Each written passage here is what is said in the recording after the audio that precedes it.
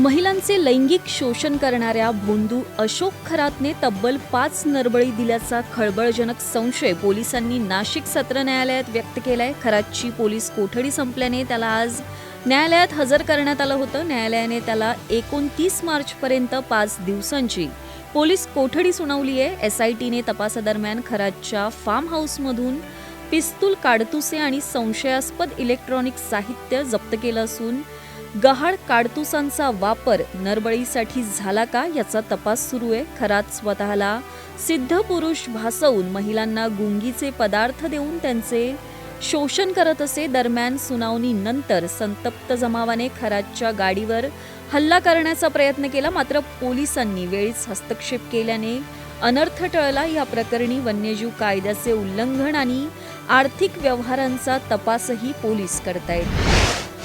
विधान परिषदेतील 9 सदस्यांचा कार्यकाळ पूर्ण झाल्यामुळे आज त्यांना सभागृहात निरोप देण्यात आला. यामध्ये राज्याचे माजी मुख्यमंत्री उद्धव ठाकरे यांचाही समावेश होता. यावेळी बोलताना उपमुख्यमंत्री एकनाथ शिंदे यांनी उद्धव ठाकरे यांचा उल्लेख साहेब असा करत त्यांना निरोगी दीर्घायुष्य आणि पुढील राजकीय वाटचालीसाठी मनपूर्वक शुभेच्छा दिल्यात. पंतप्रधान नरेंद्र मोदींच्या विधानाचा संदर्भ देत शिंदे म्हणाले की राजकारणात कधीच पूर्णविराम नसतो आणि निवृत्त होणाऱ्या सदस्यांचे जनजीवन सभागृहाबाहेरही निरंतर सुरू राहते. निवृत्त होणाऱ्या सदस्यांपैकी काही जण पुन्हा या सभागृहात येतील असा विश्वासही त्यांनी व्यक्त केला.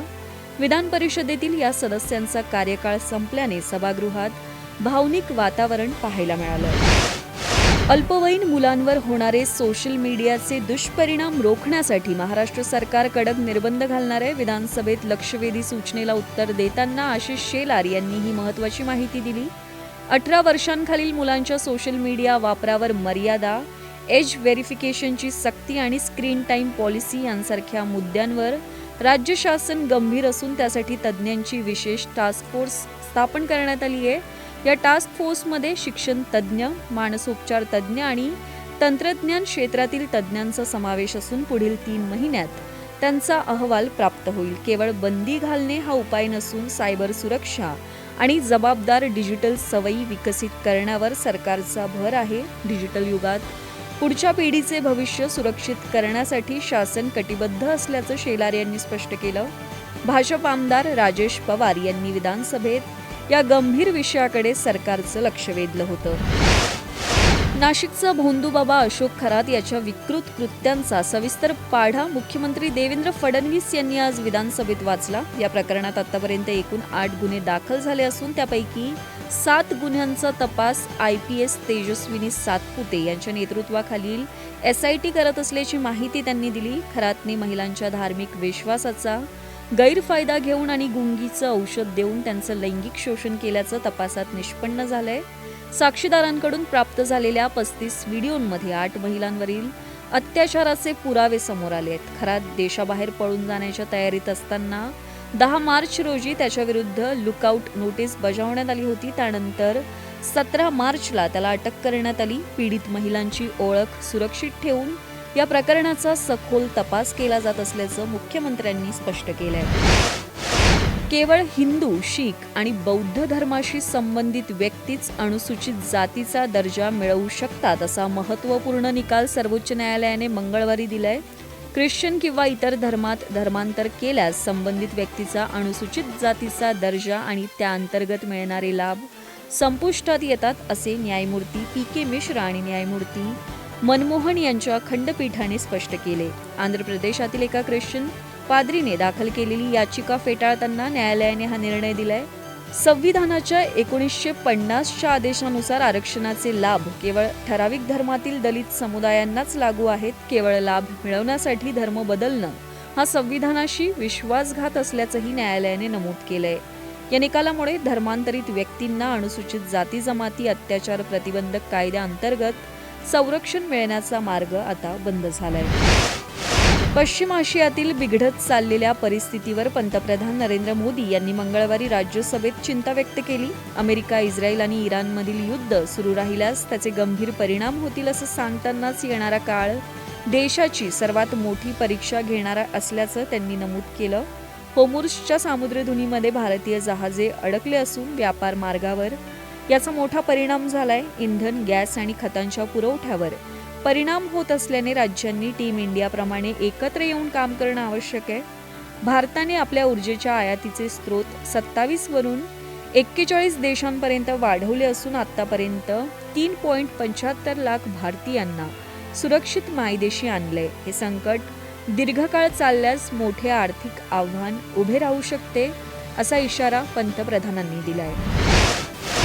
सर्वोच्च न्यायालयाने इच्छामरणाची ऐतिहासिक परवानगी दिल्यानंतर 13 वर्षांपासून कोमात असलेल्या 31 वर्षीय हरीश राणा यांचे मंगळवारी दिल्लीतील एम्स रुग्णालयात निधन झाले. देशातील हे पहिलेच इच्छामरण प्रकरण ठरले. 2013 मध्ये चंदीगड येथील अभियांत्रिकीचे शिक्षण घेत असताना वसतिगृहाच्या 4थ्या मजल्यावरून पडल्याने हरीश यांना क्वाड्रिप्लेजिया हा गंभीर आजार झाला होता. डॉक्टरांनी उपचारांच्या सर्व आशा सोडल्यानंतर 11 मार्च रोजी सर्वोच्च न्यायालयाने त्यांना इच्छामरणाची परवानगी दिली होती. त्यानुसार 16 मार्च रोजी त्यांची फीडिंग ट्यूब काढून बाह्य जीवनरक्षक प्रणाली थांबवण्यात आली होती. अखेर आज त्यांनी अखेरचा श्वास घेतल्याने त्यांच्या वेदनादायक प्रवासाचा अंत झालाय.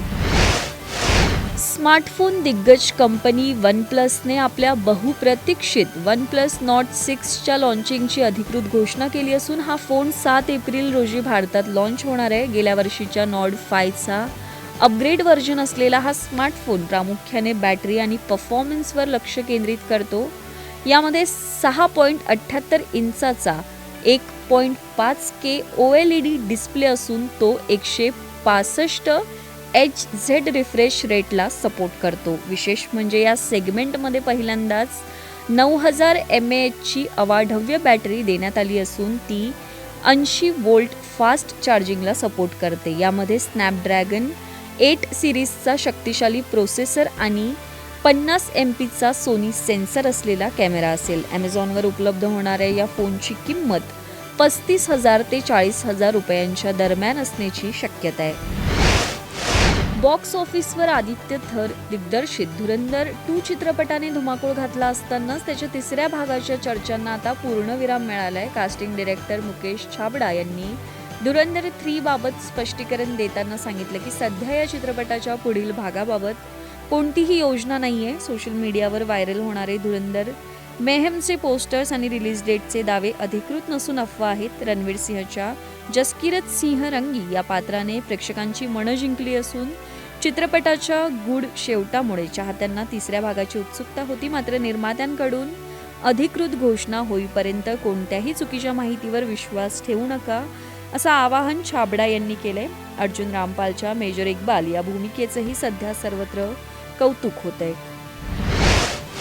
उत्तर प्रदेशचे मुख्यमंत्री योगी आदित्यनाथ एका विशेष कार्यक्रमात स्टार क्रिकेटपटू रिंकू सिंह आणि ऑलिम्पियन राजकुमार पाल यांच्यासह 6 खेळाडूंना शासकीय नोकरीची नियुक्तीपत्रे प्रदान करणार आहेत. T20 विश्वचषक विजेत्या भारतीय संघाचा भाग असलेला रिंकू सिंह आता प्रादेशिक क्रीडा अधिकारी म्हणून जबाबदारी सांभाळणार आहे, तर हॉकीपटू राजकुमार पाल यांची पोलीस विभागात DSP पदी नियुक्ती करण्यात आली आहे. याशिवाय पॅरिस ऑलिम्पिक आणि पॅरा ऑलिम्पिकमध्ये पदक जिंकणाऱ्या प्रवीण कुमार, अजित सिंह, सुमिरन आणि प्रीती पाल यांनाही विविध विभागात अधिकारी पदं देण्यात आली आहेत. खेळाडूंना प्रोत्साहन देण्यासाठी राज्य सरकारने हा महत्त्वाचा निर्णय घेतला असून एकूण 40 खेळाडूंना यावेळी पुरस्कारांनी सन्मानित करण्यात येणार आहे.